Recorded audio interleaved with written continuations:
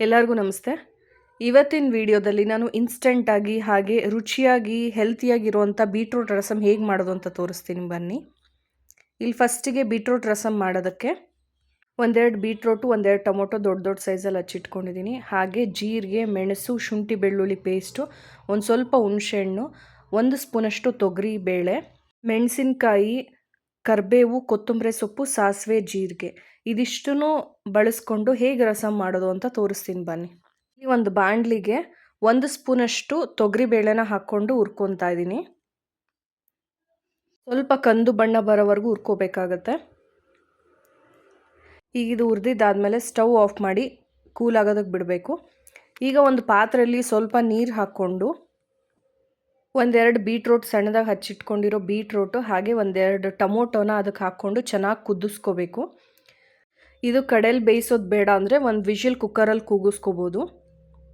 Full ಬೇಯಬೇಕು ಅಂತ ಏನಿಲ್ಲ, ಒಂದು 3/4 ಭಾಗದಷ್ಟು ಬೆಂದರೂ ಸಾಕು. ಈಗ ಇದನ್ನು ಒಂದು ಪ್ಲೇಟಲ್ಲಿ ತೆಗೆದಿಟ್ಕೊತಿದ್ದೀನಿ. ಇದು ಆರೋದಕ್ಕೋಸ್ಕರ ತೆಗೆದಿಟ್ಕೊತಾ ಇದ್ದೀನಿ.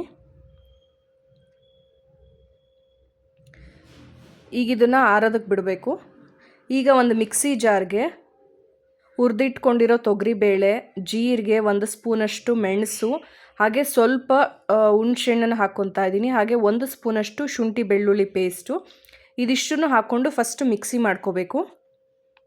ಈಗ ಇದು ಮಿಕ್ಸಿ ಮಾಡ್ಕೊಂಡಾದಮೇಲೆ ಬೇಯಿಸಿಟ್ಕೊಂಡಿರೋ ಬೀಟ್ರೂಟು ಹಾಗೆ ಟೊಮೊಟೊ ಇದಿಷ್ಟನ್ನು ಹಾಕ್ಕೊಂಡು ನುಣ್ಣಗೆ ರುಬ್ಕೊಬರಬೇಕು. ಈ ಥರ ನುಣ್ಣಗೆ ರುಬ್ಕೊಂಡಿರಬೇಕು. ಈಗ ಒಂದು ಪಾತ್ರೆಯಲ್ಲಿ 1-2 ಸ್ಪೂನಷ್ಟು ಎಣ್ಣೆನ ಹಾಕ್ಕೋಬೇಕು. ಎಣ್ಣೆ ಕಾಯ್ತಿದ್ದಂಗೆ ಸಾಸಿವೆ, ಜೀರಿಗೆನ ಹಾಕ್ಕೋಬೇಕು. ಹಾಗೆ ಸ್ವಲ್ಪ ಕರಿಬೇವು, ಹಾಗೆ 1-2 ಮೆಣಸಿನ್ಕಾಯಿನ ಸ್ಲೈಸ್ ಮಾಡಿ ಇಟ್ಕೊಂಡಿದ್ದೀನಿ, ಅದನ್ನು ಹಾಕ್ಕೊತಾ ಇದ್ದೀನಿ.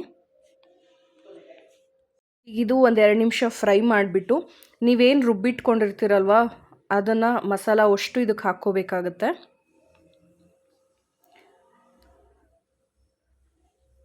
ಇದನ್ನು ಹಾಕ್ಕೊಂಡ್ಮೇಲೆ ಇದರಲ್ಲಿ ಉಳಿದಿರೋದಕ್ಕೆ ಸ್ವಲ್ಪ ಮಿಕ್ಸಿ ಜಾರಲ್ಲಿ ಉಳಿದಿರೋದಕ್ಕೆ ಸ್ವಲ್ಪ ನೀರು ಹಾಕ್ಕೊಂಡು ಅದಿಷ್ಟನ್ನು ಹಾಕ್ಕೋಬೇಕು. ರಸಮ್ ತಿಕ್ನೆಸ್ ನೋಡಿಕೊಂಡು ನೀರು ಹಾಕ್ಕೊಳ್ಳಿ. ನಾನಿಲ್ಲಿ ಇನ್ನೂ ಒಂದು ಲೋಟದಷ್ಟು ನೀರನ್ನು ಹಾಕ್ಕೊತಾ ಇದ್ದೀನಿ. ನೀವೇನು ಬೀಟ್ರೂಟು ಟೊಮೊಟೊ ಬೇಯಿಸಿಟ್ಕೊಂಡಿರ್ತೀರಲ್ವ ನೀರು, ಅದನ್ನು ಸಹ ಇದಕ್ಕೆ ಹಾಕ್ಕೋಬೋದು.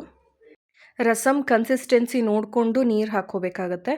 ಈಗ ಇದಕ್ಕೆ 1 ಸ್ಪೂನಷ್ಟು ಅರಿಶಿನ ಹಾಗೆ ರುಚಿಗೆ ತಕ್ಕಷ್ಟು ಉಪ್ಪು, ಹಚ್ಚಿಟ್ಕೊಂಡಿರೋ ಕೊತ್ತಂಬರಿ ಸೊಪ್ಪನ್ನು ಹಾಕ್ಕೊಂಡು ಕುದಿಯೋದಕ್ಕೆ ಇಡ್ತಾ ಇದ್ದೀನಿ. ಇಲ್ಲಿ ಖಾರಕ್ಕೆ ನಾನು ಹಸಿ ಮೆಣಸಿನ್ಕಾಯಿ ಹಾಗೆ ಮೆಣಸಿನ ಕಾಳನ್ನು ಬಳಸಿದ್ದೀನಿ, ಹಾಗಾಗಿ ಖಾರದ ಪುಡಿ ಹಾಕ್ತಾ ಇಲ್ಲ. ನೀವೇನಾದರೂ ಬೇಕು ಅಂದರೆ ಎಕ್ಸ್ಟ್ರಾ ಖಾರದ ಪುಡಿನ ಹಾಕ್ಕೊಳ್ಳಿ.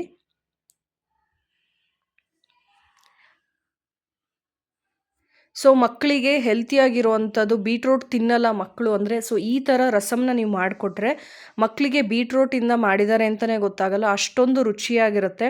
ಶೀತ, ಕೆಮ್ಮು ಆ ಥರ ಏನಾದರೂ ಇದ್ದಾಗಲೂ ಸಹ ಈ ಥರ ಒಂದು ರಸಮ್ನ ಮಾಡಿಕೊಡಿ. ಹೆಲ್ತಿಯಾಗೂ ಇರುತ್ತೆ ಹಾಗೆ ಟೇಸ್ಟಿಯಾಗೂ ಇರುತ್ತೆ. ನಿಮಗೆ ಈ ವಿಡಿಯೋ ಇಷ್ಟ ಆಗಿದೆ ಅಂದ್ಕೊಂಡಿದ್ದೀನಿ. ನನ್ನ ಚಾನಲಲ್ಲಿ ತುಂಬ ಸಿಂಪಲ್ಲಾಗಿ ಹಾಗೆ ತುಂಬ ಕ್ವಿಕ್ಕಾಗಿ ಮಾಡೋವಂಥ ರೆಸಿಪೀಸ್ ತುಂಬ ಇದೆ. ನೀವು ಒಂದ್ಸಲ ನನ್ನ ಚಾನಲ ವಿಸಿಟ್ ಮಾಡಿ, ನಿಮಗೆ ತುಂಬಾ ರೆಸಿಪೀಸ್ ಸಿಗುತ್ತೆ. Thank you for supporting.